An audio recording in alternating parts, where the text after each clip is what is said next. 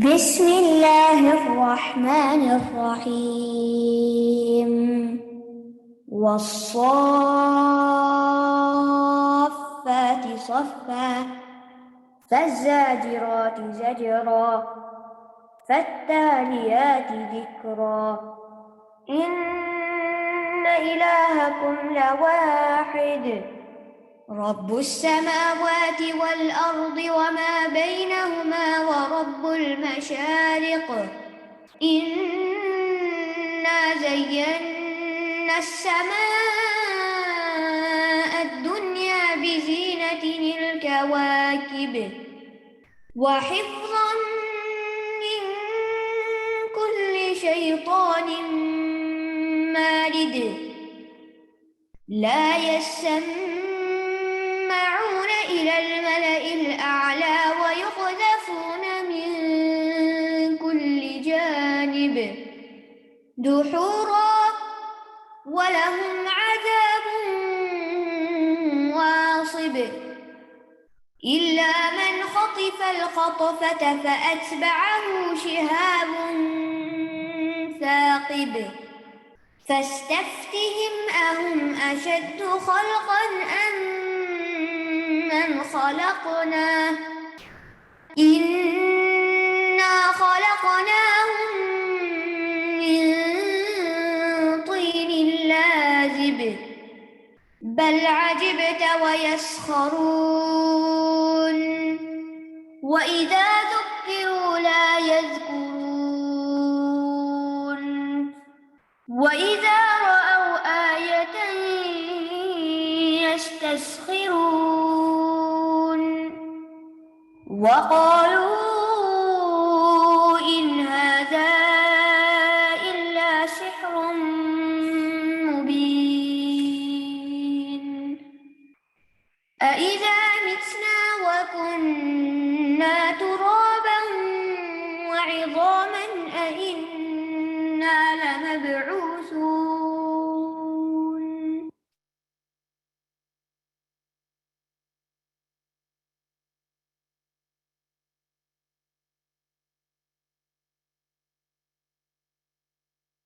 الله أكبر الله أكبر الله أكبر لا إله إلا الله الله أكبر الله أكبر ولله الحمد الله أكبر الله أكبر الله أكبر لا إله إلا الله الله أكبر الله أكبر ولله الحمد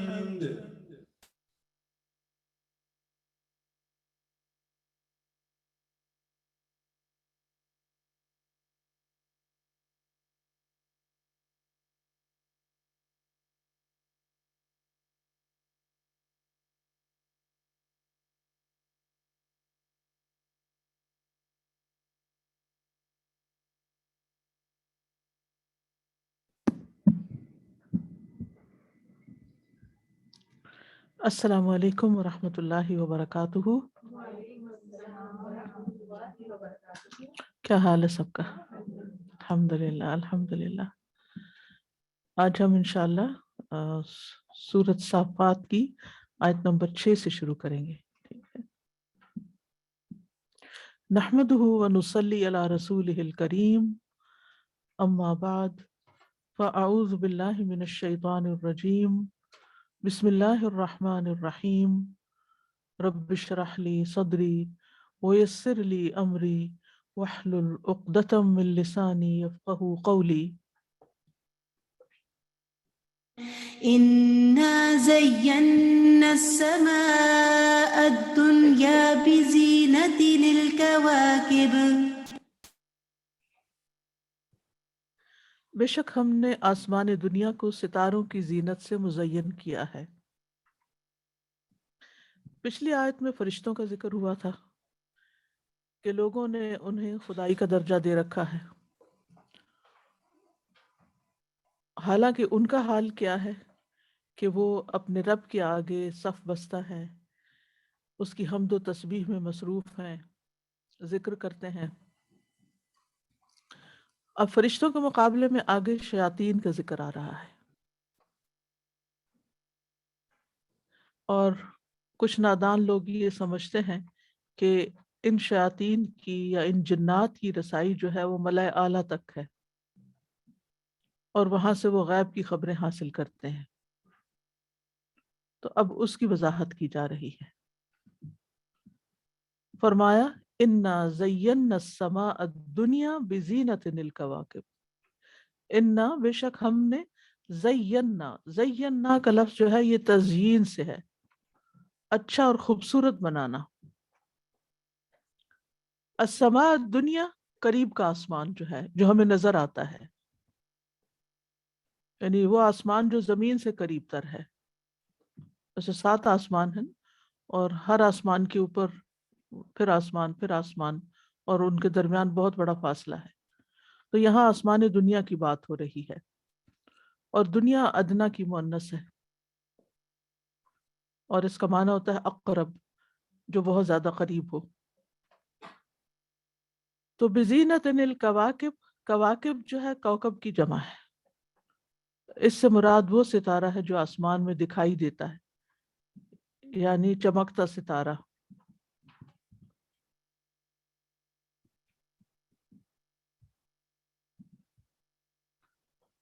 ستارے جو ہیں یہ آسمان کی زینت ہیں، آسمان کی خوبصورتی ہیں، یعنی ان کی پیدائش کی اور بھی بہت سی حکمتیں ہیں، ان کے اور بھی بہت سے کام ہیں، لیکن جو فائدہ سبھی اٹھاتے ہیں اور جو فائدہ سب کو نظر آتا ہے وہ کیا ہے؟ آسمان کی خوبصورتی، زیبائش، آرائش۔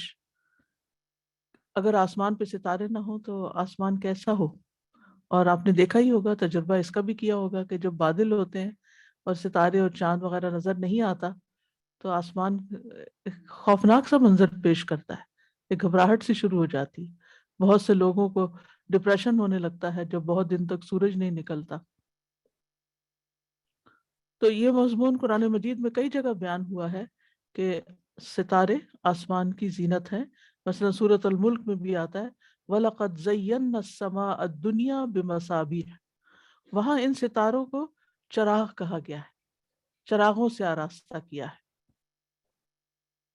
اسی طرح ایک اور جگہ بروج بھی کہا گیا ہے، وَلَقَدْ جَعَلْنَا فِي السَّمَاءِ بُرُوجًا وَزَيَّنَّاهَا لِلنَّاظِرِينَ، ہم نے آسمان میں برج بنائے اور دیکھنے والوں کے لیے انہیں سجا دیا۔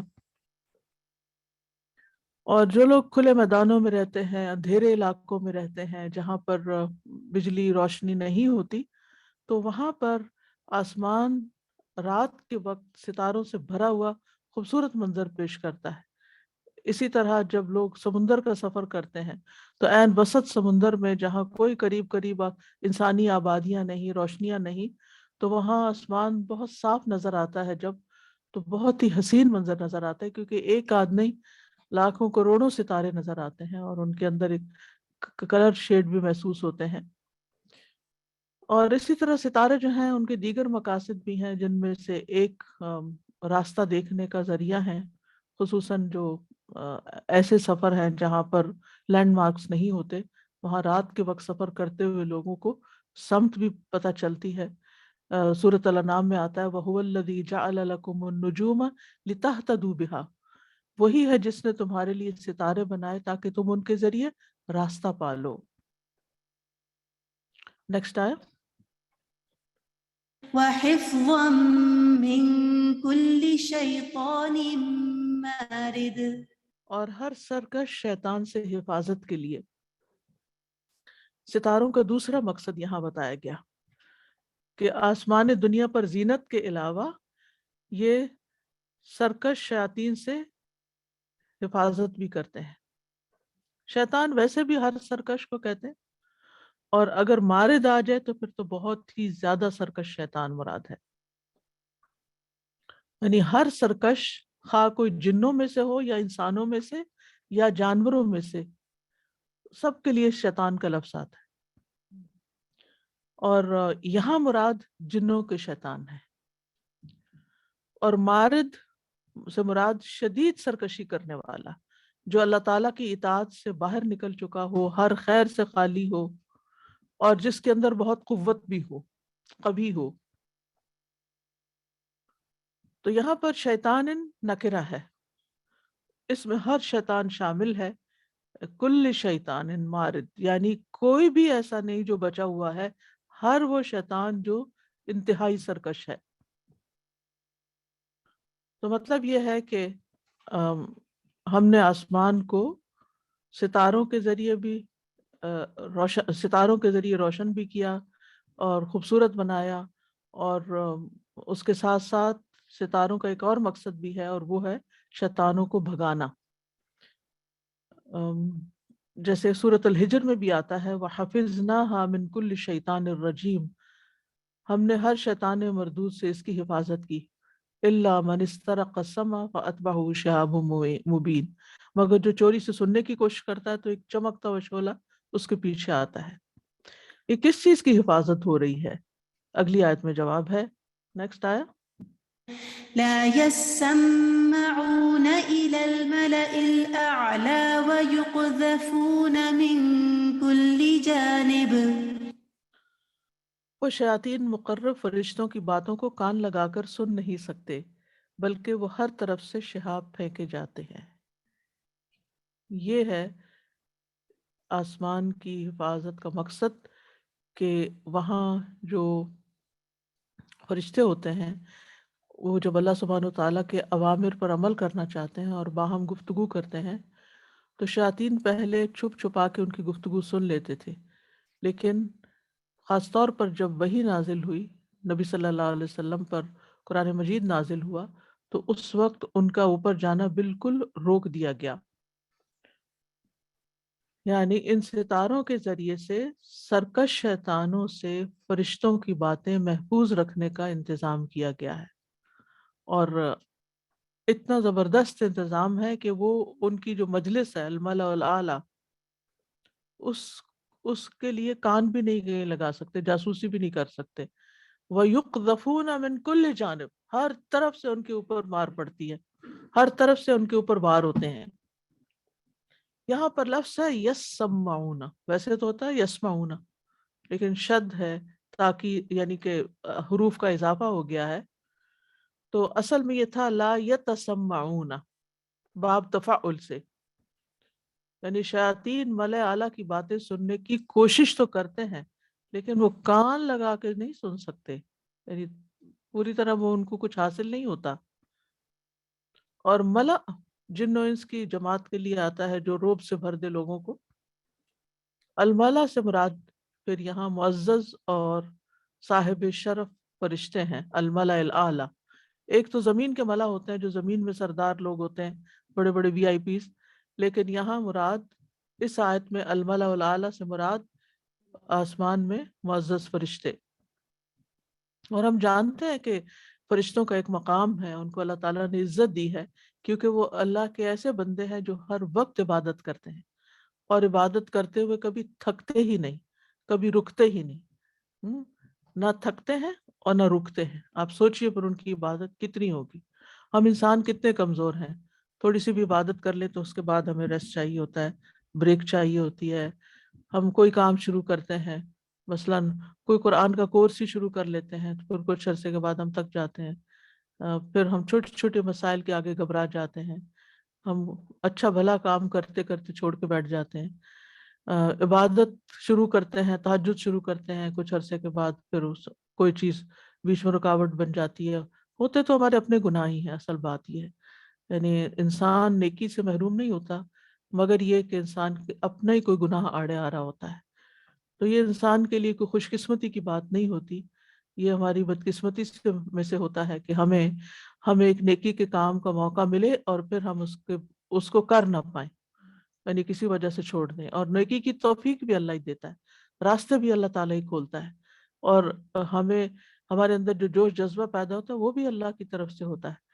اور اس میں آپ دیکھیں اسی زمین پر لوگ رہتے ہیں، وہ اتنی اتنی عبادت کر جاتے ہیں، ماشاءاللہ روزے رکھتے ہیں، تہجد پڑھتے ہیں، تلاوت کرتے ہیں، قرآن کو سمجھتے سمجھاتے ہیں، لوگوں کی خدمت کرتے ہیں، یعنی کچھ لوگوں کی زندگیاں میں دیکھتی ہوں کہ قابل رشک ہوتی ہیں، ہر نیکی کے کام میں دوسروں سے آگے نکل جاتے ہیں، ان کو سمجھ آ جاتی ہے کہ نیکی کا موقع ہے، ان کے ساتھ بیٹھے ہوئے اور بہت سارے لوگوں کو سمجھ ہی نہیں آتی کہ یہاں کوئی نیکی کا موقع ہے اور ہم نیکی بھی کر سکتے ہیں۔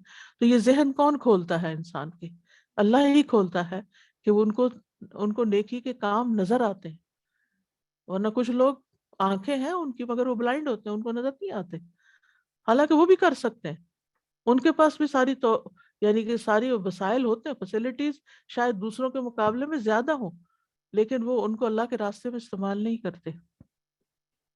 یعنی کتنی بدقسمتی کی بات ہو نا انسان کے لیے کہ انسان کے پاس زندگی ہے، وقت ہے، وسائل ہیں، اور وہ اپنی آخرت بنانے کی بجائے پھر مڑ کے دنیا بنانے میں لگانا شروع کر دے اور خیر کے کام چھوڑ کر دنیا کے کاموں میں مصروف ہو جائے، جس نے ہمیں چھوڑ دینا ہے یا ہم نے اس سے چھوڑ کے چلے جانا ہے۔ تو اللہ تعالیٰ سے نیکی کی توفیق بھی مانگنی چاہیے اور اس پر استقامت بھی مانگنی چاہیے کہ اللہ جو بھی ہم نے کوئی نیکی کا کام شروع کیا اس کو اپنے آخر تک مکمل کرے، اس کو اس یعنی اس کا حق ادا کرے، اور ہمیں تو ہماری آنکھیں ایسی بنا، ہمارا دل ایسا بنا کہ ہمیں خیر کے کاموں کا شوق بھی ہو اور ہمیں نظر بھی آئے۔ تو بہرحال یہاں پر فرشتوں کا ذکر آ رہا ہے کہ جو اللہ کی عبادت کے لیے مسخر ہے، اللہ تعالیٰ جو انہیں حکم دیتا ہے وہ فوراً کرتے ہیں، کبھی انکار نہیں کرتے۔ وَيَفْعَلُونَ مَا يُؤْمَرُونَ، بس حکم ملنے کی دیر ہے کہ فوراً ہی دوڑ پڑتے ہیں۔ اور بندوں کی اطاعت، بندوں میں سے یعنی اللہ کی جتنی بھی مخلوق ہے اس میں سب سے زیادہ اللہ کی اطاعت میں اور عبادت میں اپنی طاقت لگا دیتے ہیں، اطاعت میں۔ اور اطاعت کے کام کیا ہے؟ یعنی ان کو جو دیکھیں، فرشتوں کے بھی دو طرح کے کام ہیں، صرف عبادت نہیں کرتے، فرشتے عبادت بھی کرتے ہیں اور اس کے علاوہ اللہ تعالیٰ کے احکامات کے مطابق عمل کرتے ہوئے جو ان کی دیگر ڈیوٹیز ہیں وہ بھی انجام دے رہے ہوتے ہیں۔ کچھ کی ڈیوٹی ہے جان نکالنا لوگوں کی، وہ کام کر رہے ہوتے ہیں، کوئی بادلوں کے کام پہ لگے ہوئے ہیں، کوئی کسی اور کام پہ لگے ہوئے ہیں۔ یعنی دنیا کے جتنا یہ نظام کائنات کا چل رہا ہے اس میں ہر جگہ اللہ تعالیٰ کی فوج فرشتوں کی شکل میں موجود ہوتی ہے، ہمیں نظر نہیں آتی تو اور بات ہے، لیکن وہ مختلف کام کر رہے ہوتے ہیں۔ اچھا، ہم جب کوئی ایک کام شروع کرتے ہیں تو ہم دوسرے کام کو چھوڑ ہی بیٹھتے ہیں، اور ہم ہر ایک پہ احسان جتاتے ہیں، ہم یہ جو کر رہے ہیں، ہم یہ جو کر رہے ہیں یہی بہت بڑی نیکی۔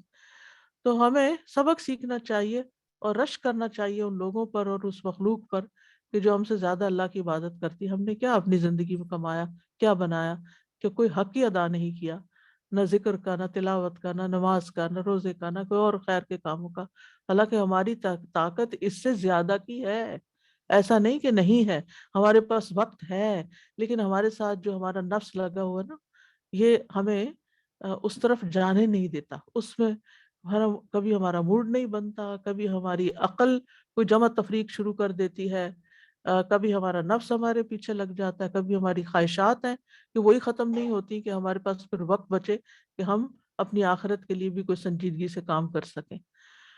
تو بہرحال الملأ الاعلیٰ جو ہے، وہ بلند مقام فرشتے جو ہیں، ان کی مجلس تک یہ نہیں پہنچ سکتے شریر جن۔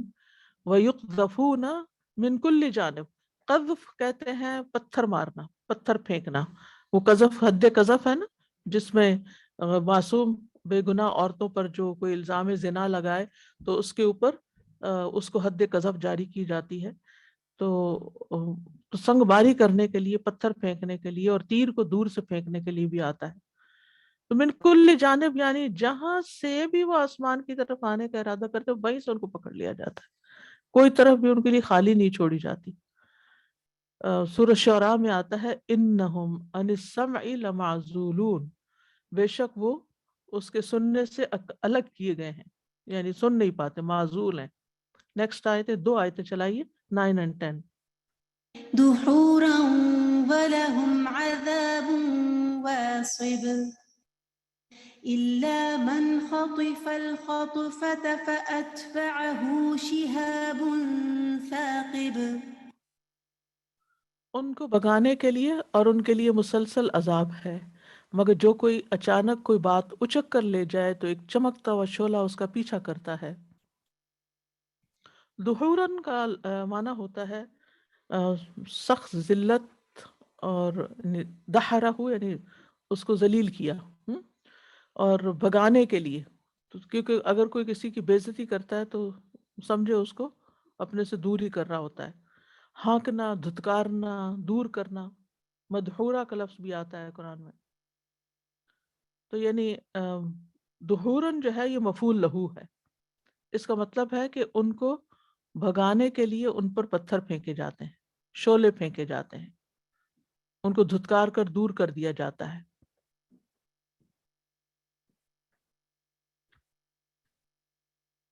اور یہ شعلے جو ہیں یہ ایک طرح سے ستاروں سے نکل رہے ہوتے ہیں، کیونکہ ان میں بھی آگ ہوتی ہے، تو ان پہ وہ شہاب ثاقب گرائے جاتے ہیں۔ وَلَهُمْ عَذَابٌ وَاصِبٌ، اور ان کے لیے مسلسل عذاب ہے۔ واصب جو ہے وصوب سے ہے، سواد کے ساتھ، ہمیشگی اور دوام کے لیے آتا ہے۔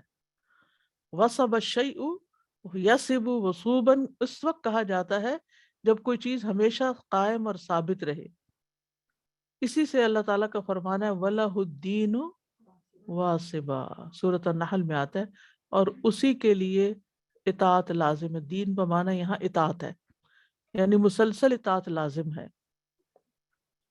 تو یہ کیوں کہا گیا کہ ان کے لیے ایسا عذاب ہے، عذاب واصب، یعنی دنیا میں بھی ان کو مارا گیا، مار پڑی، اور پھر اگر وہ مر گئے اس سے تو پھر کیا ہوا؟ ہمیشہ کا عذاب شروع ہو گیا ان کے لیے، آخرت کا دائمی عذاب۔ یعنی دنیا میں ان شعلوں کے ساتھ عذاب دیے جاتے ہیں، اور مرنے کے بعد جہنم کے دائمی عذاب میں جلائے جائیں گے، کیونکہ ایسے شیاطین جو ہیں وہ جہنمی ہیں، یہ مطلب ہے۔ مقاتل یہ کہتے ہیں اس آیت کا معنی بیان کرتے ہوئے کہ یہ عذاب ہمیشہ کے لیے پہلے نفخے تک رہے گا، کیونکہ وہ جلا دیے جاتے ہیں اور ان کی عقل میں خلل پڑ جاتا ہے۔ یعنی اگر وہ زندہ بھی رہیں تو بھی، یعنی ایک تو وہ جلے ہوئے ہوتے ہیں، اور دوسرے یہ کہ وہ کچھ کرنے کے قابل نہیں رہتے، یہ معنی بھی بتایا گیا۔ الا من خطف الخطفة فاتبعه شهاب مبین، اگر کوئی اچانک کچھ اچک لے تو پھر اس کے پیچھے چمکتا ہوا شعلہ آتا ہے۔ خطفہ، خطفہ خطف سے ہے، خاطافہ ایک چیز کو تیزی سے اور خفیہ طریقے سے لے لینا، جھپٹ لینا، یعنی جس سے لینا ہو اس کی بے خبری کے وقت اس سے چھین لینا۔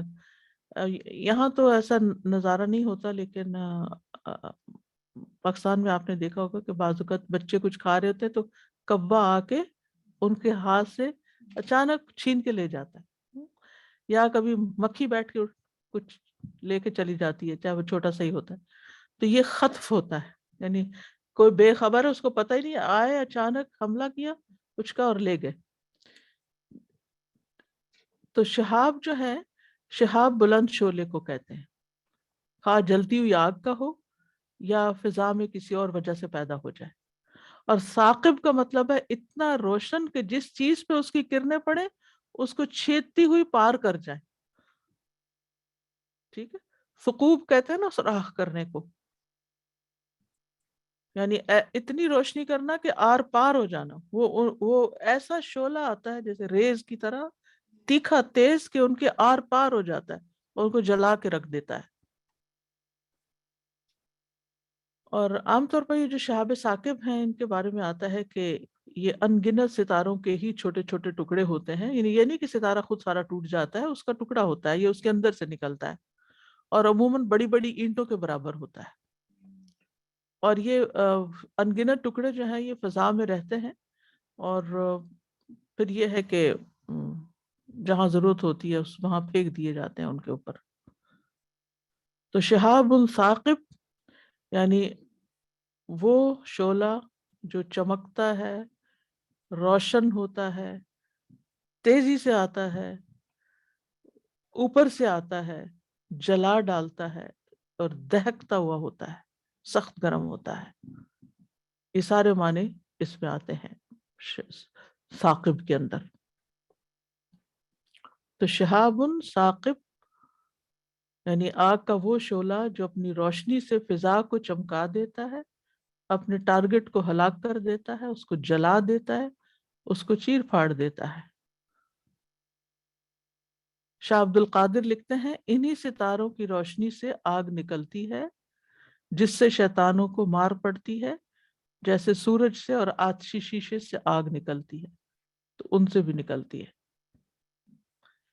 تو مطلب یہ ہے آیت کا کہ شیطان ملائے اعلیٰ کی کسی بات پر، فرشتوں کی اعلیٰ جماعت کی کسی بات پر کان نہیں لگا سکتے سوائے اس بات کے کہ کوئی شیطان اچانک بس ایسے بھاگ کے گزر کے کچھ پکڑ کے لے آئے، تو ایسی صورت میں ایک چمکتا ہوا شعلہ اس کے پیچھے آ جاتا ہے، بلٹ پیچھے ہی آ جاتی ہے۔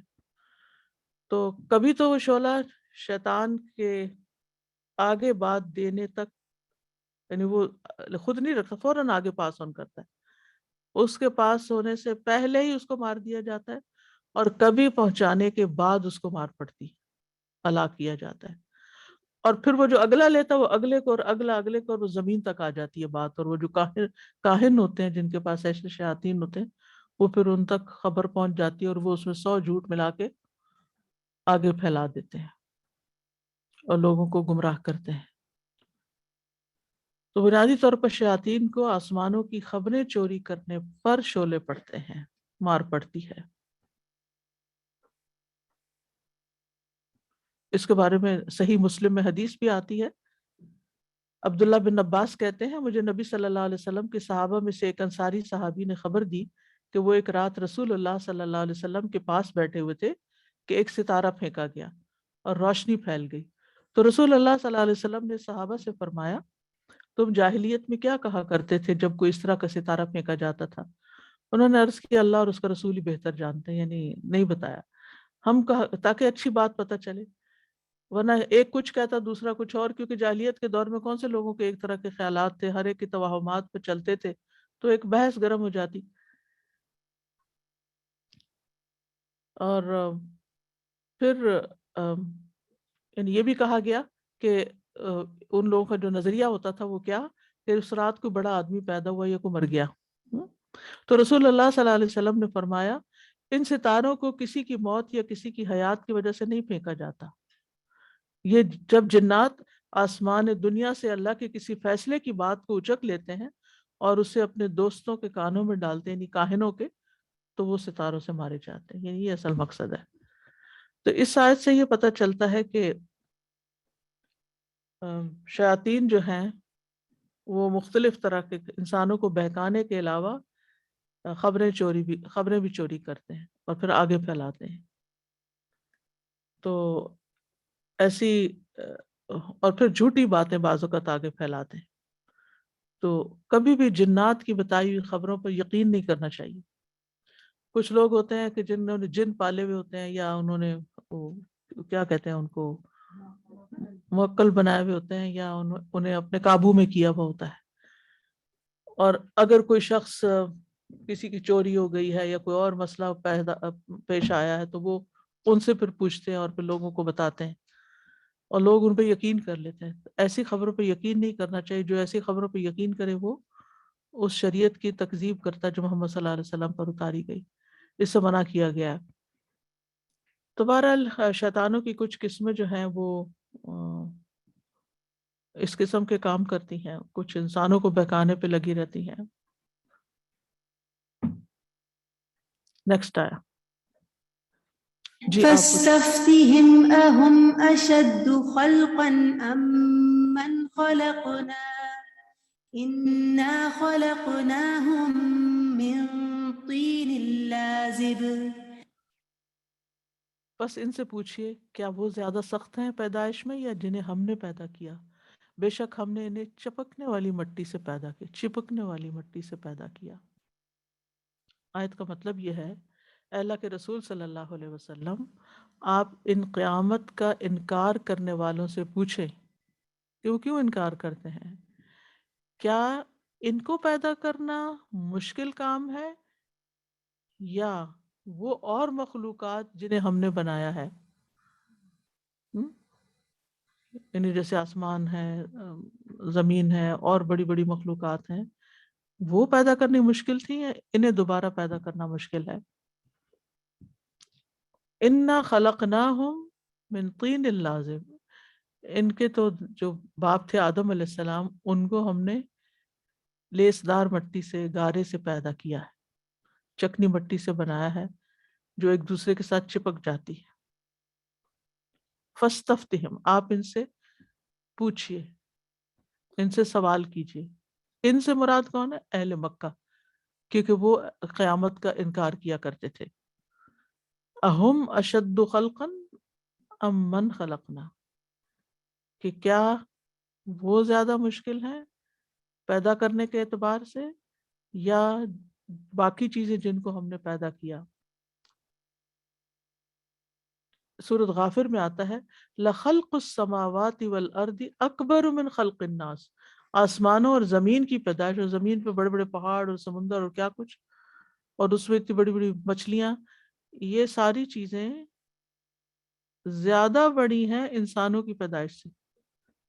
یعنی انسانوں کی پیدائش سے یہ زیادہ بڑے کام ہیں.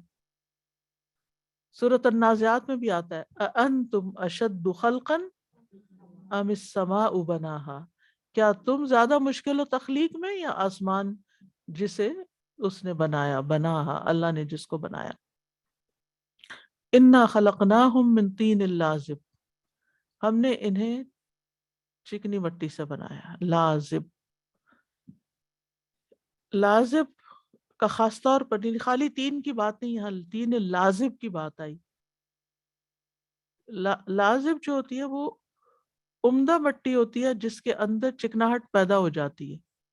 چکناہٹ سے مراد گھی نہیں، اس کے اندر لیس پیدا ہو جاتی ہے اور پھر وہ جڑتی جلدی ہے، یعنی اس کی شیپ اچھی بنتی ہے. اور کیونکہ آپ نے دیکھا ہوگا جیسے آٹے کی مثال لیں، چلے مٹی سے تو پتہ نہیں آپ لوگوں نے کھیلا ہوا کہ نہیں، جن لوگوں نے مٹی سے گھر بنائے ہوں اور وہ چولہے بنائے ہوں اور تو ان کو تو بہت اچھی طرح میری بات سمجھ آ رہی ہوگی کہ چکنی مٹی کا کیا مطلب ہے. یا پہلے زمانے میں لوگوں کے پکے فرش نہیں ہوتے تھے، گاؤں میں کچے فرش ہوتے تھے، لیکن اس کے اوپر جو اوپر والی لیئر ہوتی تھی وہ چکنی مٹی کے ساتھ اس کو لیپ کرتے تھے.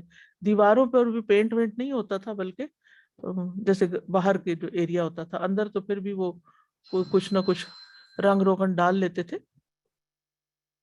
تو وہ مٹی جو ہے، چکنی مٹی جو ہے، جب وہ پھیرتے تھے تو وہ جلدی اکھڑتی نہیں تھی اور چلنے سے اس میں سے ڈسٹ نہیں نکلتی تھی.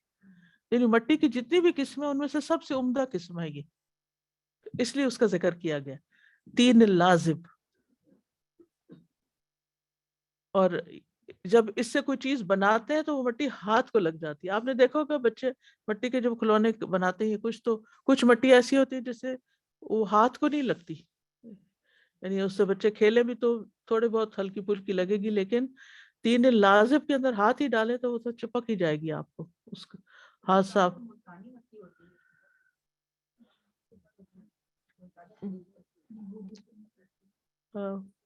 کچھ لوگ جیسے فیشیل پہ کے لیے استعمال کرتے ہیں نا، تو اس میں بھی کچھ چپک جاتی ہے، کچھ نہیں چپکتی، کچھ آسانی سے اتر جاتی.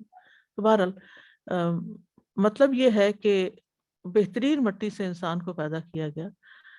مراد یہ ہے کہ انسان اپنی پیدائش میں کمزور ہے اور اپنی اصل کو یاد رکھے کہ وہ ایک معمولی ہستی ہے. اللہ تعالیٰ کے لیے اسے دوبارہ بنانا کچھ مشکل نہیں. مٹی کا گراندہ ٹوٹ جائے تو کیا ہوتا ہے؟ وہ دوبارہ بن جاتا ہے. ٹھیک ہے نا، اسے ٹوٹ جاتا ہے، اس کو آپ دوبارہ مٹی میں پانی ڈالیں اور دوبارہ شیپ دے دیں اس کو، کوئی مسئلہ ہی نہیں. پھر وہی دوبارہ بنا لیتے تھے، اسی مٹی کو پھر استعمال کر لیتے تھے. جی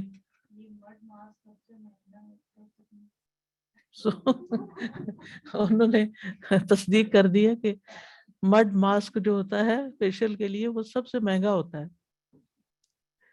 تو اللہ تعالیٰ نے آپ کو مہنگی مٹی سے پیدا کیا. تو اس آیت سے بنیادی طور پر جو بات پتہ چل رہی ہے کہ آخرت کا انکار کرنے والوں کو دو دلائل سے سمجھایا گیا ہے. پہلا کیا ہے کہ جو کچھ ہم نے انسان کے علاوہ پیدا کیا ہے، زمین و آسمان کے درمیان، زمین و آسمان اور ان کے درمیان کی مخلوق، جیسے فرشتوں کا پڑا، صافات، زاجرات، تالیات، یہ سب، پھر شیاطین، شیطان مارد، پھر ستارے وغیرہ. یہ زیادہ مشکل کام ہے پیدا کرنا. تم انسانوں کو پیدا کرنا کچھ مشکل نہیں. اس اتنی بڑی بڑی مخلوق کے سامنے انسان کی حیثیت کیا ہے؟ یعنی انسان تو اپنی تخلیق، اپنی بلڈ، اپنی ہائٹ، اپنی فزیکل اسٹرینتھ کے اعتبار سے دوسرے مخلوق سے کمزور ہے. ٹھیک ہے عقل میں زیادہ ہے، لیکن بہت سی قوتیں انسان کی کم ہیں باقی مخلوقات کے مقابلے میں. انسان اڑ نہیں سکتا، انسان یعنی پہاڑ کے مقابلے میں آتا ہے نا کہ اگر تمہارا نہ تم پہاڑ کی اونچائی کو پہنچ سکتے ہو نہ زمین کو پھاڑ سکتے ہو، تو اکڑنے کی کیا ضرورت ہے. اور دوسری دلیل یہ کہ ہم نے انہیں چپکتے ہوئے گارے سے پیدا کیا جو مٹی اور پانی کے ملنے سے بنتا ہے، اور مر کے یہ پھر مٹی ہو جائیں گے. اور اگر پہلی دفعہ ہم نے مٹی سے انسان کو پیدا کر لیا تو دوبارہ بھی اس مٹی سے انسان کو بنا دیں گے. اللہ تعالیٰ کے لیے کچھ مشکل نہیں. سورۃ الحج میں بھی آتا ہے نا، یا ایھا الناس ان کنتم فی ریب من البعث فانا خلقناکم من تراب ثم من نطفة. تو اصل سب کی ایک ہی ہے، تراب ہی ہے. اور ہر عقل مند یہ بات جانتا ہے کہ پہلی دفعہ پیدا کرنا کسی بھی چیز کو زیادہ مشکل ہوتا ہے، دوبارہ بنانا اس کو آسان ہوتا ہے، کیونکہ بنانے والا اس کے پہلے ایکسپیرینس سے گزر چکا ہوتا ہے. جی آپ کا یہ کچھ نجم السحر.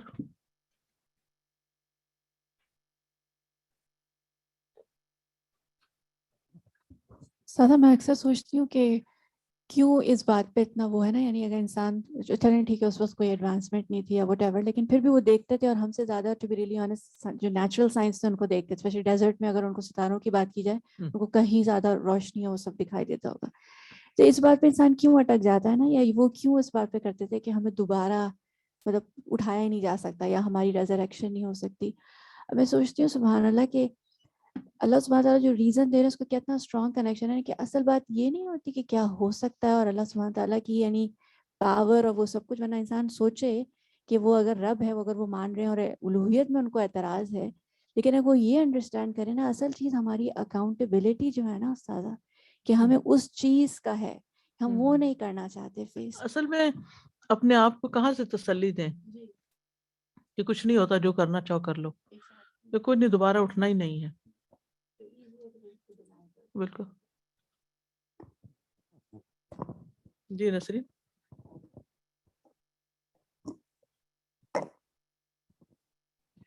استاذ جی میں دیکھ رہی ہوں اللہ سبحانہ و تعالیٰ کی کیا ہی شان ہے، ایک ہی چیز کو اپنے پیارے بندوں کی آنکھوں کی ٹھنڈک زین السما دنیا، اور اسی چیز کو نافرمانوں کے مار بھگانے کے لیے استعمال. بالکل.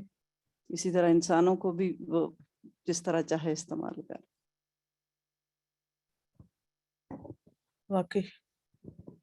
I was just thinking کہ شروع میں سورہ کے اللہ تعالیٰ نے کتنے ہیوج چیزوں سے ہمارا ویژن بڑھایا، فرشتوں کا، ان کی فوجوں کا، ان کی تنظیم کا، پھر ستاروں کا، اور پھر بتایا کہ انسان تم ہو کیا، تم مٹی سے بنے ہو. اور یہ تو اب ہماری سائنسز ہیں کہ ہمارے اندر جو ڈفرینٹ سسٹمز ہیں، سرکولیٹری سسٹم، ریسپیریٹری سسٹم، ہمیں پتہ ہے کتنی ہماری اندر فیکٹریز چل رہی ہیں، بلڈ کو صاف کر رہی ہیں، یہ سارا کچھ کھانا ڈائجسٹ ہو رہا ہے. لیکن اس زمانے کے لحاظ سے دیکھیں انہیں اتنی کائنات کی بڑی بڑی چیزیں بتا کے پھر بتایا کہ ہماری حیثیت ہے کیا.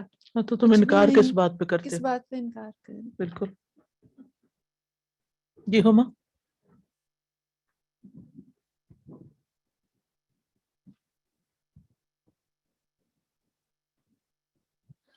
استاذہ جی میں یہ سوچ رہی تھی کہ کس مٹی سے جو بنایا ہے، تبھی جب اس کے جوڑنے کی بات آ رہی ہے تو میرے ذہن میں آ رہا تھا کہ جب ہڈی ٹوٹ جاتی ہے پھر ہڈی جڑتی ہے، کہتے ہیں اس کو دونوں کو آپس میں تھوڑی دیر بینڈ کر کے رکھے، بند کر دیں اس کو ٹائٹ سے تو وہ جڑ جاتی ہے. پھر وہی مٹی کے برتنوں والی بات یاد آ رہی تھی مجھے کہ اگر کہیں سے کوئی چیز ٹوٹ گئی، کیٹل بنائی، اس کا ہینڈل ٹوٹا تو اس ہینڈل کو بھی مٹی کو چپکا دیتے. اسی طریقے سے جب ہر روز انسان کہتا ہے میرا دل ٹوٹ گیا، تم نے مجھے ایسی بات کی، میرا دل ٹوٹ گیا. دل ٹوٹتا ہے پھر بنتا ہے، پھر ٹوٹتا ہے پھر بنتا ہے. پھر کہتے ہیں ہم نے اتنی محنت کی آج کہ ہمارا جسم ٹوٹ رہا ہے، پھر جسم ٹوٹتا ہے پھر واپس بن جاتا ہے. ایکچولی فیل ہوتا ہے جیسے کہ ہم ٹوٹ گئے ہیں آج، لیکن ایکچولی پھر اللہ سبحانہ و تعالیٰ دوسرا صبح آتی ہے اور دوسرا مینڈ کر دیتے ہیں، ہیل کر دیتے ہیں اس چیز کو. تو کیا یہ ہماری ریپیئرنگ کو کبھی ہم نے سوچا کہ ہم غور روز نہیں کیا. ریپیئر ہوتے ہیں، بالکل. روز ریپیئر ہوتے ہیں. ہر روز رات کو سوتے ہیں، صبح پھر اٹھ جاتے ہیں. پورا کیا سسٹم. مرنے کے بعد نہیں اٹھتے؟ نیند ہماری موت ہی تو ہے. پھر صبح اٹھتے ہیں، پھر کام پہ لگ جاتے ہیں. نیکسٹ 2 آیات. بل عجبت ويسخرون وإذا ذكروا لا يذكرون.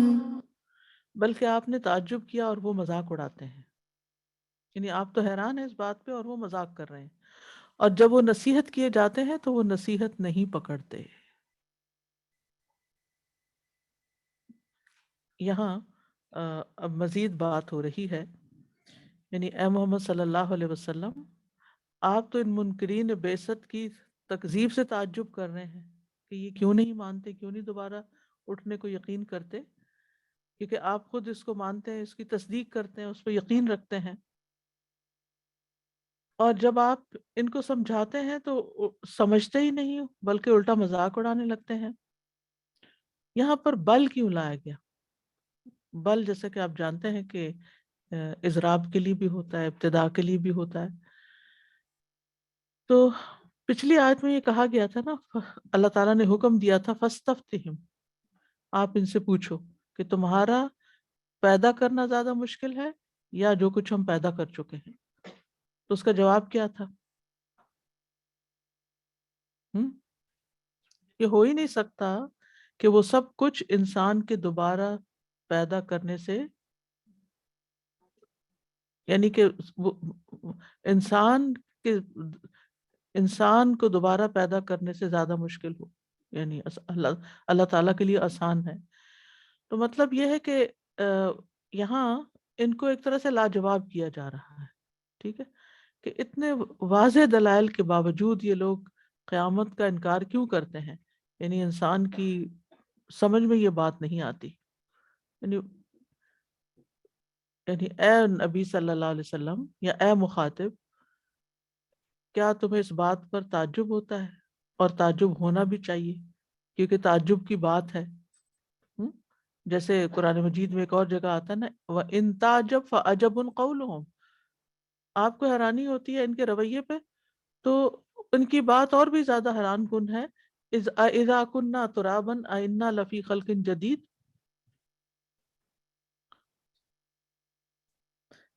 وَيَسْخَرُونَ، اور زیادہ انکار سے بھی زیادہ تعجب والی بات یہ ہے کہ وہ اس شخص کا مذاق اڑا رہے ہیں، یعنی پیغمبر علیہ السلام کا، جو حیات بعد الموت کی خبر لائے ہیں. یعنی انہوں نے صرف حق کے انکار پر ہی اکتفا نہیں کیا بلکہ انہوں نے مزید مذاق بھی اڑایا. فقہ القلوب میں شاید بات ہوئی تھی اس پر اس ہفتے کہ ایک ہے حق کا انکار کر دینا،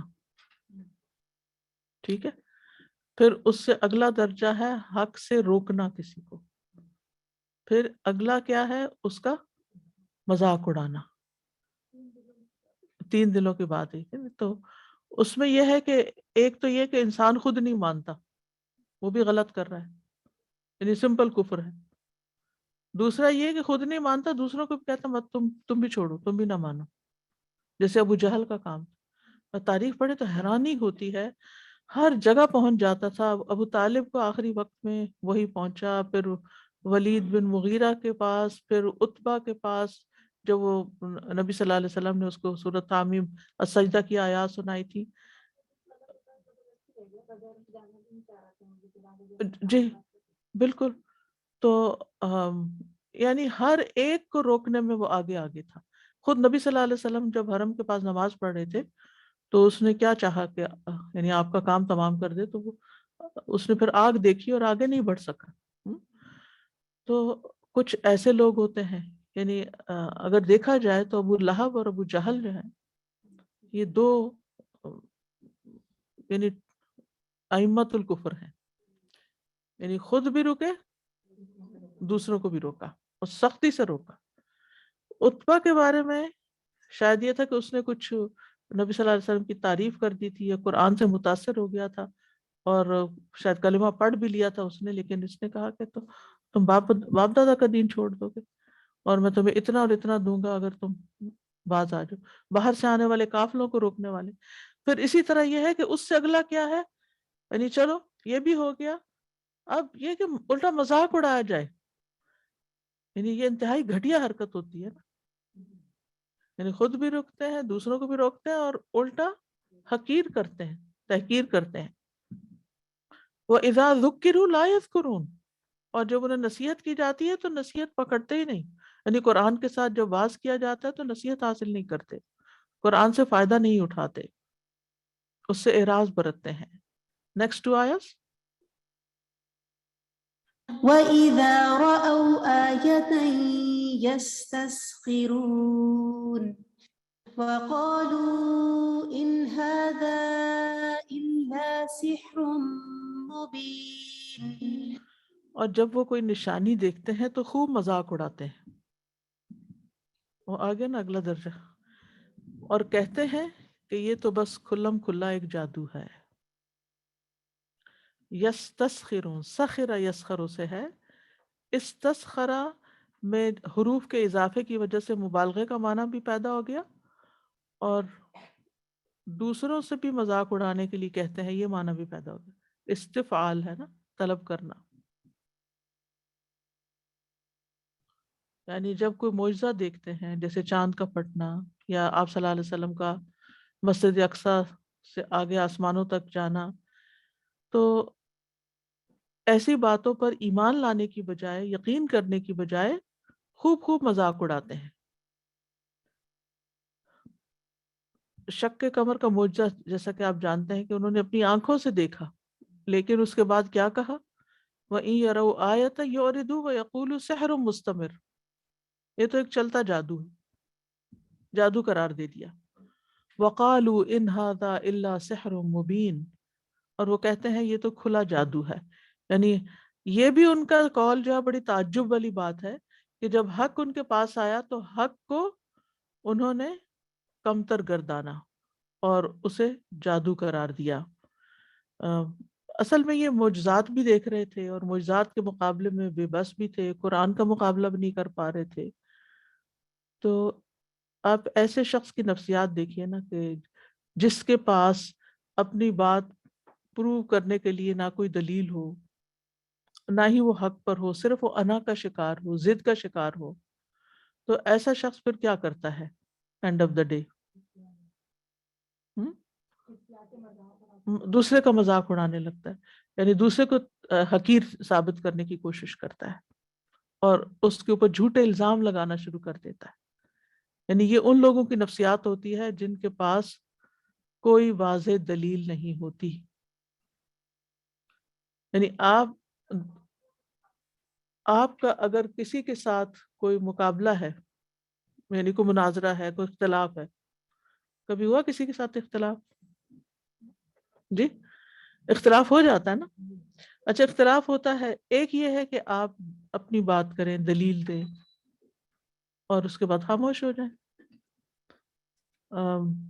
कोई आपकी बात नहीं मान रहा, आप उसको समझाने की कोशिश करते हैं, समझाते हैं और उसके बाद आप अपना रास्ता लेते हैं और वो अपना रास्ता, आप एराज बरतते हैं।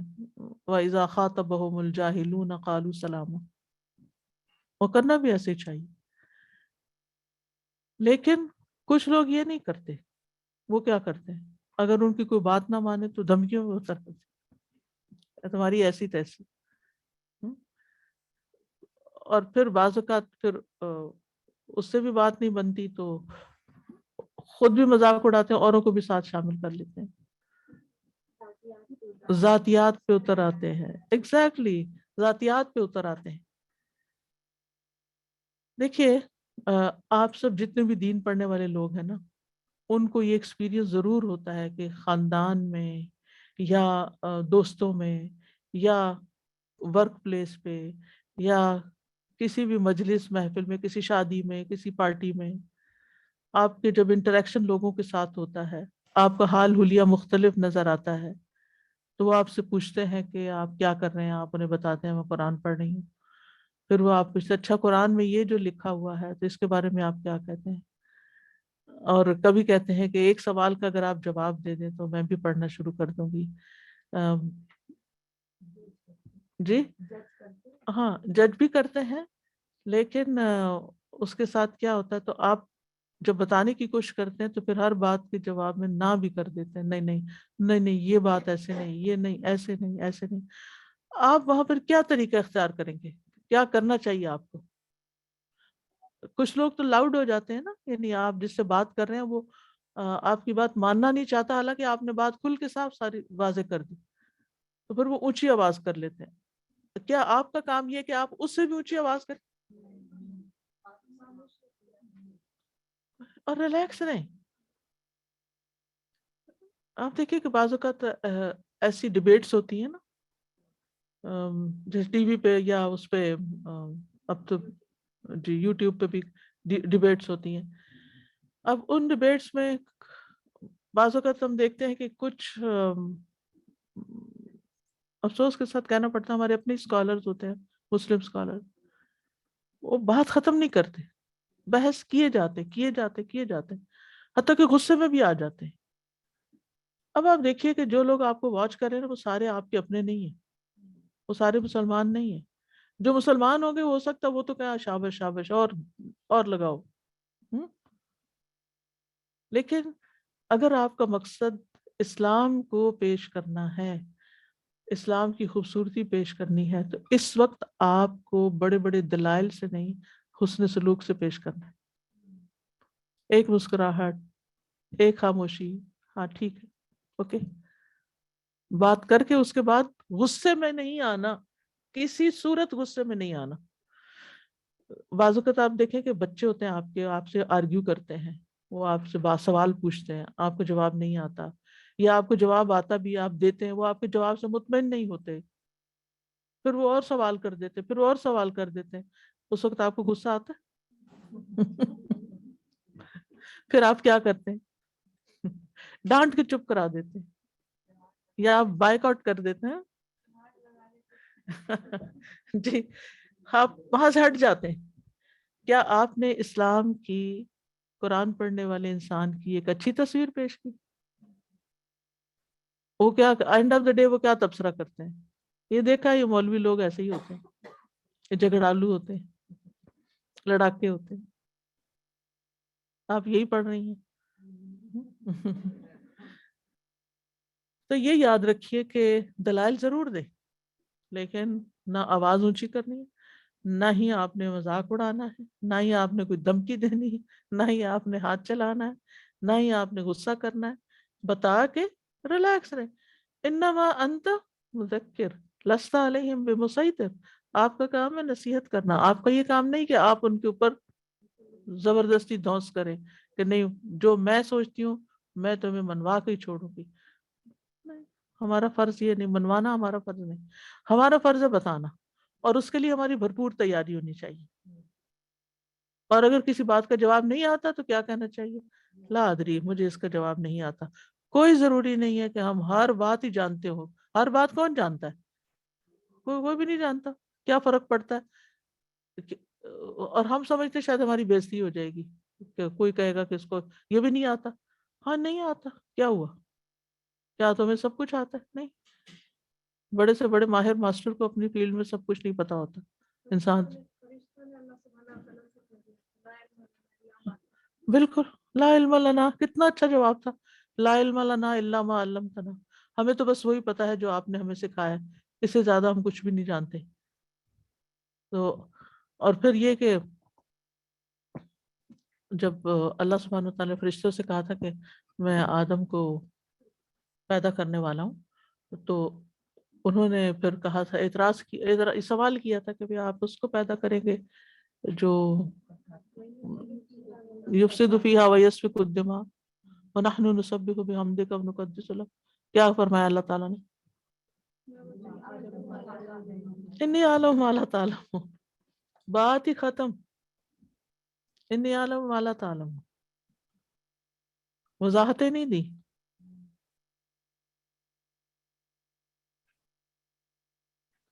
تو خیر الکلام ما قل و دل، چھوٹی بات کرنی چاہیے، مختصر بات کرنی چاہیے، اور خاص طور پر ایسے مقامات پر ڈیفینسو نہ ہوا کریں بہت زیادہ اپنی زندگی میں، کیونکہ بہت سے لوگوں کی عادت ہے ذرا سے ان سے کوئی بات پوچھ لو وہ ایک دم ڈیفینسو ٹون، ڈیفینسو موڈ میں آ جاتے ہیں، جیسے ان پہ کسی نے اٹیک کر دیا ہو. نہیں آپ پہ اٹیک نہیں کیا کسی نے، کسی نے سوال پوچھا، اس کا انداز ایسا تھا، کوئی بات نہیں. ریلیشن شپ میں بھی اور ویسے بھی گفتگو میں بعض اوقات کوئی شخص آتا ہے آپ کے پاس اور آپ کے بارے میں آپ ہی کے منہ پر ایسی غلط بات کہہ رہا ہوتا ہے کہ جس میں کوئی حقیقت نہیں ہوتی. آپ ہلکا پھلکا کوئی سوال پوچھ لے، آپ کہے کہ میرا تو اس سے کوئی تعلق نہیں، لیکن اگر وہ نہیں مانتا نہ مانے، اللہ کو تو پتا ہے کہ جو کچھ تم کہہ رہے ہو وہ غلط ہے.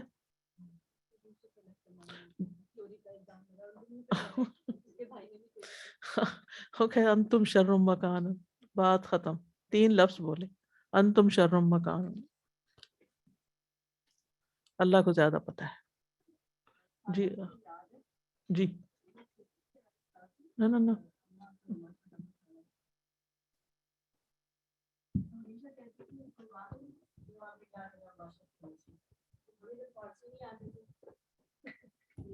جب آئی تو پتہ چلا کہ الجھنے والوں کے جواب میں آپ خود نہ الجھیں، خاموشی اختیار کریں. تو دوبارہ آپ شعر پڑھ دیں، شعر پھر پڑھ دیں.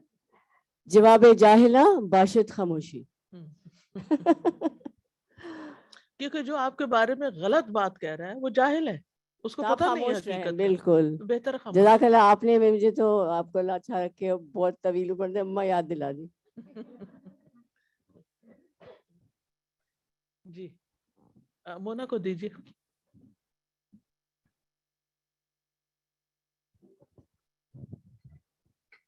سر میں سوچ رہی تھی کہ انبیاء علیہ السلام کی پوری زندگی کی مثالیں ہمارے سامنے موجود ہیں. موسیٰ علیہ السلام کو فرعون جیسے شخص کا سامنا تھا. ہم جتنے بھی اگینسٹ اسلام کوئی بھی بات سن لیں کسی سے بھی، تو ہمیں یہ ذہن میں رکھنا چاہیے یہ تو ہمارے اپنے لوگ ہیں. موسیٰ علیہ السلام نے فرعون کا سامنا کیا، ابراہیم علیہ السلام نے کس کا سامنا کیا، نبی صلی اللہ علیہ وسلم نے کتنے بڑے بڑے مشرکین اور کاذبین کا سامنا کیا. کیا ان میں سے کسی ایک نے بھی کسی بھی قسم کا کوئی ایسا ریاکشن شو کیا تھا، argue for the sake of arguments کی تھی؟ پوری انبیاء کی تمام حیات طیبات میں ہمیں یہی ملتا ہے کہ دین کی بات پہنچانے کے لیے جو سب سے زیادہ ضروری چیز ہے وہ اپنے دماغ اور دل کو وسیع کرنا اور اس کو ٹھنڈا رکھنا ہے، اور اپنے عمل پہ کام کرنا. بالکل. یعنی اپنے اخلاق اور عمل سے، کیونکہ بہت سے لوگ آپ کی تقریر سے نہیں لیکن آپ کے اخلاق سے متاثر ہو کر دین کی طرف آ سکتے ہیں. جی نجم صاحب. سادہ مجھے پتہ نہیں کیوں کل یاد آتا، آپ نے بہت پہلے لیکچر میں ایک دفعہ یہ بات کہی تھی کہ جب کبھی آرگیومنٹ ہوتا ہے نا تو ضروری نہیں کہ وہ جو آرگیو کر رہا ہے جو دوسرا پرسن سن رہا ہے ان کے درمیانی، تو ایک تھرڈ چیز ہوتی ہے آڈینس، جن کو اس سے کوئی غرض نہیں ہوتی کہ آرگیومنٹ کیا ہے، ان کو غرض ہوتی ہے کہ وہ رسپونڈ کیسے کر رہا ہے اور وہ لوگ آپس میں ڈیل کیسے کر رہے ہیں. ان کو کچھ نہیں ہوتا، کوئی scientific nothing. So I think الحمدللہ یہ جو آپ اسٹریس کر رہے تھے we all have to work on that. اور سیکنڈ جب آپ یہ بتا رہے تھے نا کہ انسان کی نفسیات کس حد تک پہنچ جاتی ہے کہ وہ پھر بس ایسے ریپیل کرتا ہے، وہ ذاتیات پہ اتر رہا ہے اور وہ اس طرح پرسنل اٹیک کر رہا ہے. And I had this tremendous love and awe of Umar رضی اللہ عنہ because once upon a time he was on the other side. لیکن for صحابہ کرام کے لیے وہ جو ڈیپ رسپیکٹ فیل کرتے نا کہ کیا انہوں نے قربان کیا ہوگا نا، اور کیا انہوں نے اویئرنیس اپنے بارے میں حاصل کی ہوگی، پھر they crossed that path and they came to the other side and they did what they did. چاہے وہ خالد بن ولید ہوں یا اکرمہ بن ابی جہل رضی اللہ عنہم، like it took a lot of effort, it took a lot of courage to do that. and اس سب میں ہمارے لیے کتنی ایگزامپل ہے کہ یس ہم کبھی بڑے رانگ ہو سکتے ہیں لیکن we can always come back to Allah سبحانہ تعالیٰ. بالکل. تو اس آیت ان آیات سے یہ بات پتہ چلتی ہے کہ رسول اللہ صلی اللہ علیہ وسلم کے جو اوپوننٹس تھے وہ آپ کی تکذیب بھی کرتے، جھٹلاتے، مذاق اڑاتے اور کوئی بات ماننے کو تیار نہیں ہوتے تھے. جب ان کو نصیحت کی جاتی تو وہ نصیحت قبول نہیں کرتے تھے. ان کے دل سخت تھے، ان کے اندر سرکشی تھی. لیکن اس کے برعکس جب مومنوں کو ان کے رب کی آیات یاد دلائی جاتی ہیں تو وہ اس پر اندھے بہرے بن کر نہیں گرتے بلکہ اس سے نصیحت حاصل کرتے ہیں. نیکسٹ 2 آیاز.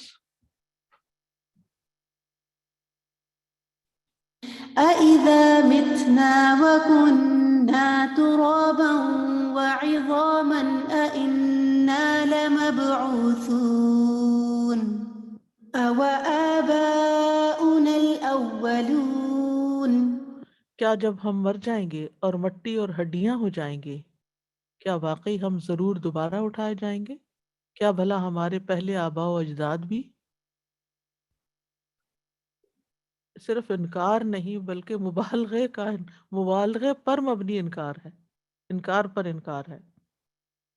یعنی انہوں نے صرف یہی نہیں کہا کہ نبی صلی اللہ علیہ وسلم جو پیش کر رہے ہیں وہ جادو ہے، پیچھے کہا نا، بلکہ یہ بھی کہا بحث کی کہ کیا جب ہم مر جائیں گے اور ہماری زندگی ختم ہو جائے گی اور ہم قبروں میں ڈال دیے جائیں گے، ہم ہڈیاں اور مٹی بن جائیں گے تو کیا پھر دوبارہ زندہ کیے جائیں گے اور پھر دوبارہ زندگی کی طرف لوٹائے جائیں گے؟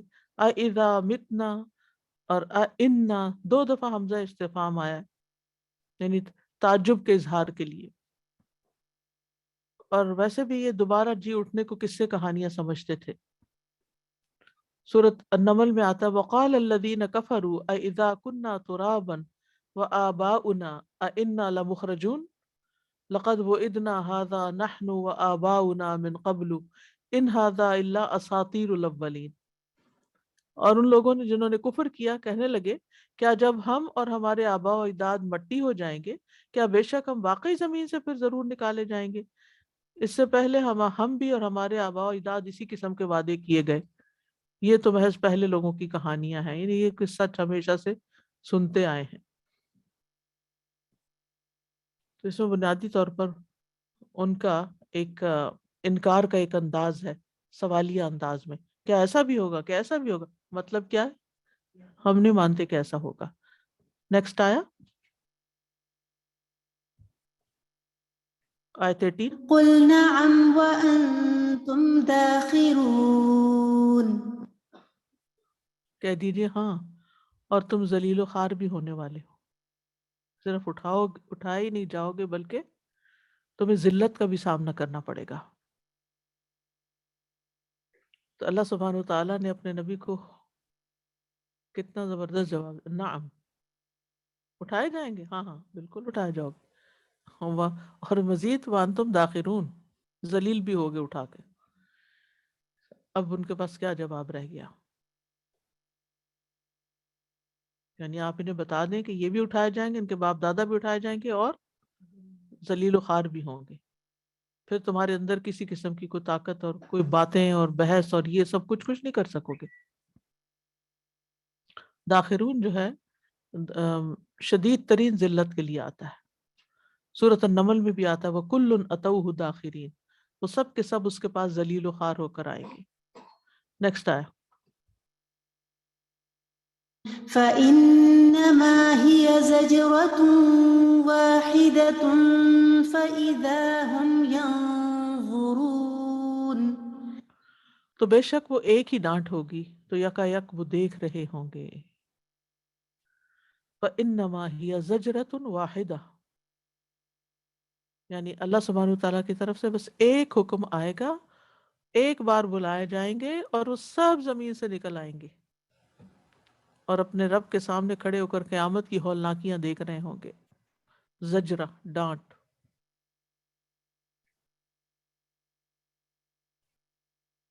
یعنی ایک چیخ ان کو اٹھا کے کھڑا کر دے گی اور انتہائی عاجزی، شرمندگی، ندامت اور حسرت کے ساتھ اب وہ اپنے کیے پہ پچھتائیں گے. یہاں نفخہ ثانیہ کی طرف اشارہ ہے، دوسری دفعہ سور پھونکنے کی طرف. سورۃ الزمر میں آتا ہے وَنُفِخَ فِي الصُّورِ فَصَعِقَ مَن فِي السَّمَاوَاتِ وَمَن فِي الْأَرْضِ إِلَّا مَن شَاءَ اللَّهُ ثُمَّ نُفِخَ فِيهِ أُخْرَى فَإِذَا هُمْ قِيَامٌ يَنظُرُونَ. سور میں پھونک ماری جائے گی تو آسمان اور زمین میں جو کوئی ہے سب بے ہوش ہو جائیں گے پہلی دفعہ میں، مگر جسے اللہ چاہے گا. پھر اس میں دوسری مرتبہ پھونکا جائے گا تو یکا یک وہ کھڑے ہو کر دیکھنے لگیں گے. لمحے کے لمحے. سبحان اللہ, اللہ کی طاقت کتنی بڑی ہے کہ ایک لمحے میں مٹی سے انسان بھی بن جائے اور دیکھنے بھی لگے اور اس کے سارے ہوش حواس بھی لوٹ آئے, بلکہ پہلے سے بھی زیادہ لوٹ آئے. کیا منظر ہوگا, استغفر اللہ. یعنی قبروں سے نکلتے ہی زندہ ہو جائیں گے, بلکہ ان کے جسم کے ٹکڑے جہاں کہیں بھی پھیلے ہوئے ہوں گے وہ سب بھی یکا یک کٹھے کر کے. آپ دیکھیں کہ بچہ جب ماں کے پیٹ سے برآمد ہوتا ہے تو اس وقت اس کو کچھ پتہ نہیں ہوتا میرا باپ کون ہے, میری ماں کون ہے, میرے آس پاس میں کہاں ہوں, کس کمرے میں ہوں, کہاں پیدا ہوا ہوں, دن ہے یا رات ہے, کس بات کی خبر ہوتی ہے اس کو. ماں کے پیٹ سے تو پیدا ہوتے لا تعلمون شیئا, کچھ بھی نہیں جانتے تھے. لیکن قبروں سے نکل کر ایسا نہیں ہوگا. ماں کا پیٹ بھی قبر ہی کی طرح, تو قبروں سے نکل کر ایسا نہیں ہوگا. وہاں سے تو اٹھیں گے تو ہوش میں اٹھیں گے, چاہے کوئی انتہائی بوڑھا فوت ہوا ہو کہ جس کو کوئی ہوش نہیں رہی تھی, پھر ہوش حواس چلے گئے تھے اس کے, وہ بھی اٹھے گا تو اور اپنے عمل کے اعتبار سے. کچھ لوگوں کے ہنستے ہوئے اٹھیں گے. کئی بچے ہوتے ہیں سو رہے ہوتے ہیں, سو کے جب اٹھتے تو کیا کرتے ہیں, ہنس اسمائل کر رہے ہوتے ہیں, خوش ہو کے اٹھتے ہیں, اور کچھ اٹھتا ہے تو رو رہے ہوتے ہیں. بس یہی حال ہے کہ انسان بھی قیامت کے دن کچھ اٹھیں گے تو ضاحکۃ مستبشرۃ, مسفرہ, روشن چہروں والے, خوش خوش, الی ربہا ناظرہ. اور کچھ لوگ ذلت کے مارے آنکھیں جھکائے ہوئے, تراہم یعرضون علیہا خاشعین من الذل ینظرون من طرف خفی, ٹیڑھی آنکھوں سے دیکھ رہے ہوں گے, کھول کے آنکھیں دیکھنے کی بھی جرت نہیں ہوگی کیونکہ عذاب بھی اتنا سخت ہوگا. آخری دو آیتیں. وقالوا يا ويلنا هذا يوم الدين هذا يوم الفصل الذي كنتم به تكذبون. اور وہ کہیں گے ہائے افسوس ہم پر, یہ تو بدلے کا دن ہے, یہ وہ فیصلے کا دن ہے جسے تم جھٹلایا کرتے تھے. یہ تو وہی بات ہو گئی جس کا ہم انکار کرتے رہے. کس قدر پریشانی ہوگی, سخت افسوس اور سخت غم کا اظہار کریں گے. اب وقالو یا ویلنا, یا حرف ندا ہے, ویل ہلاکت کو کہتے ہیں. اپنی ہلاکت پکاریں گے کہ اے ہماری ہلاکت حاضر ہو جا, تیرے حاضر ہونے کا وقت ہے.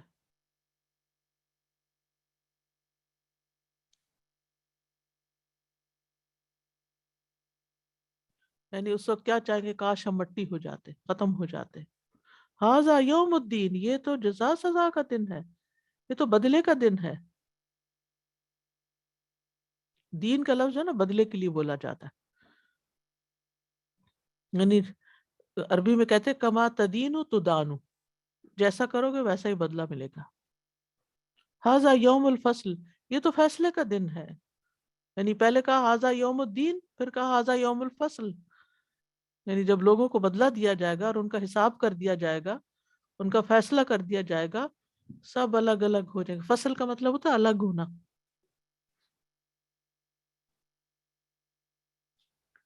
ماں بیٹی الگ ہو جائیں گے, بہن بھائی الگ ہو جائیں گے, سوائے متقین کے, جن کے اندر تقوی ہوگا وہ وہاں بھی اکٹھے ہوں گے.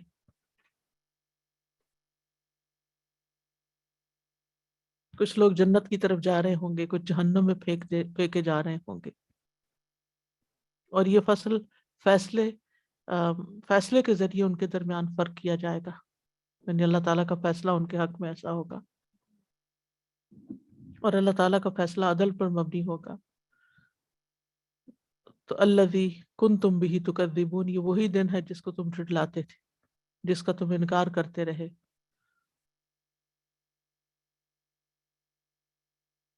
اور کسی کو اس کی غلطی یاد دلانے سے کیا ہوتا ہے؟ میں تمہیں کہتی نہیں تھی کہ پڑھ لو ورنہ فیل ہو جاؤ گے, اب دیکھ لیا تم نے. ہاں, ھذا یوم الفصل الذی کنتم بہ تکذبون.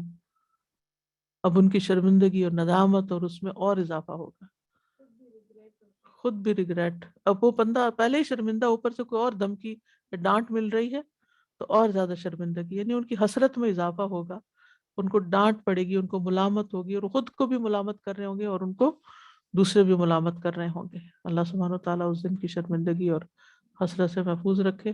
وآخر دعوانا ان الحمد للہ رب العالمین۔ آج ہم وقفات شروع نہیں کریں گے کیونکہ ہمارے ساتھ اس وقت TQ7 کی اسٹوڈنٹس موجود ہیں، تو الحمدللہ ان کی سیکنڈ ٹرم مکمل ہوئی ہے۔ سیکنڈ آپ سب کو بہت مبارک ہو، ماشاء اللہ آپ لانگ وے یہاں تک آ گئے ہیں، 20 پارے مکمل ہو گئے، اور الحمدللہ بہت ہی بہت بہت مبارک ہو آپ لوگوں کو۔ اور میری دعا ہے کہ اللہ سبحانہ وتعالیٰ آپ کا یہ سفر جو ہے، آپ کی جرنی جو ہے وہ مکمل کروائے خیر و عافیت کے ساتھ، اور کوئی بھی راستے میں نہ چھوٹے، کوئی بھی پیچھے نہ رہے، کیونکہ قرآن میں پیچھے رہنے کا مطلب آپ سمجھتے ہیں، اور اللہ کے کلام کو سمجھنے میں پیچھے رہنا، اور اس کا ہاتھ سے چھٹ جانا، اور اس کا ہماری زندگی سے نکل جانا، اور اس کا ہمارے ہاتھوں سے چلے جانا کتنے خسارے کا سامان ہے۔ تو اللہ سبحانہ و تعالیٰ پورا مکمل کروائے، اور نہ صرف یہ کہ مکمل کروائے بلکہ کسی نہ کسی شکل میں اس کے ساتھ جڑا رہنے کی توفیق دے، اور آگے بھی۔ تو رزلٹ میرا خیال ہے آپ لوگوں کا آیا ہوا ہے، تو ذرا دیکھ لیجیے، آگے سے آگے دیکھ لیجیے۔ استغفرک و اتوب الیک۔ اللہ اکبر اللہ اکبر اللہ اکبر، لا الہ الا اللہ، اللہ اکبر اللہ اکبر وللہ الحمد۔